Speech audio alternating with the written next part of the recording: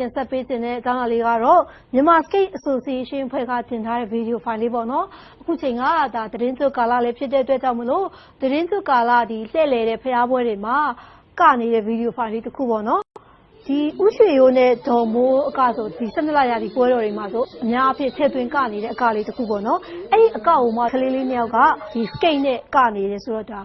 ထူးထူးခြားလေးပေါ့နော်မိထီလာခရိုင်ဝမ်းတွင်းမြို့နယ်တွေကရွာမှာရှိတဲ့ဒီဖျားပွဲလှည့်တဲ့နေရာမှာကားတဲ့အကလေးပေါ့နော်ဒါလေးကိုတင်ထားတာဖြစ်ပါတယ်ဒီဥရှိရိုးနဲ့ဒေါ်မိုးကို skate စီးပြီးတော့ဘယ်လိုကလဲဆိုတာလေးကိုတင်ဆက်ပေးနေပဲ